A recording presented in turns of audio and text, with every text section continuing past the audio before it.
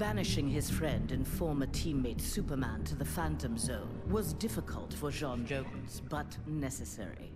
As the One Earth regime had formed, Jean, ever the outsider, had chosen to watch from a distance to bide his time. He assumed the form of an Atlantean and served as royal archivist. Aquaman little suspected that his trusted subject's uncanny ability to gather news of the surface world was the result of telepathic powers. When Jean learned that heroes from a parallel dimension were aiding Batman's insurgency, he assisted as well, leading rescue operations in Metropolis and Gotham after Superman's rampage. In the post-regime era, the Martian Manhunter continued to serve his adopted world, gathering the next generation of heroes to form a new Justice League.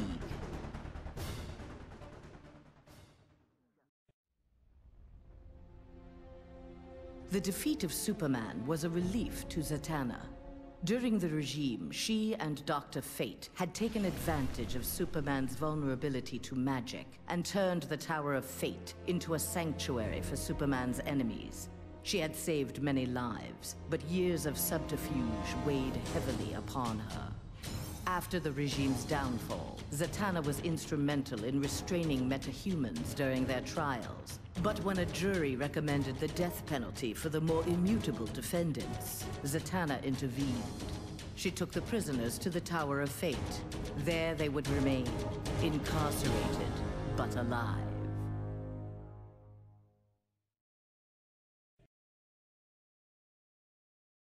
Not all heroes were destroyed by Superman. Some were actually created by him.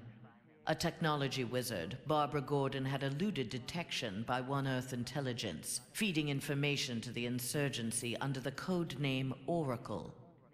But after the regime's murder of her father, Gotham Police Commissioner James Gordon, Barbara channeled her anger into a new alter ego. Sensing the right opportunity to strike, she attacked Superman directly. By defeating the High Counselor, she had announced Batgirl to the world in impressive fashion.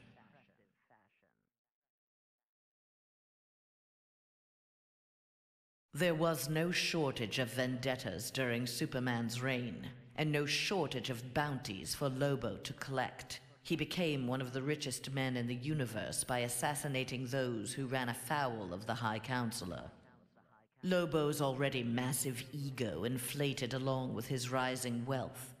Lobo searched for an assignment worthy of his abilities. With so many super-powered beings already dead at his hand, however, bounties were scarce. Lobo decided to use his wealth to create his own ultimate contract. He would kill the denizens of New Genesis, home of the new gods.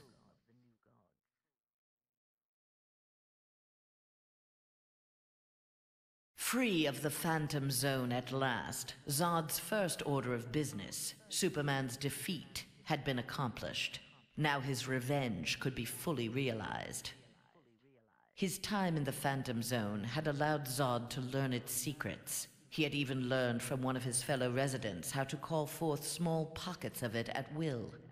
After introducing Superman to its mind-numbing emptiness, Zod claimed the High Counselorship and began to rebuild Earth in the image of mighty Krypton.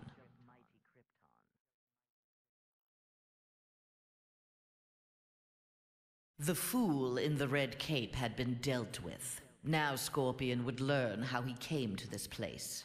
Heretofore, only the sorcerer Quan Chi or the fallen elder god Shinnok could have summoned him. Scorpion's answers appeared in the form of Trigon, who accused Scorpion of deserting Trigon's demon army and stealing from him the glory of besting the High Counselor. The two faced each other in a titanic struggle. Scorpion emerged the victor and assumed control of Trigon's invasion force. Soon this strange new land would be his to rule.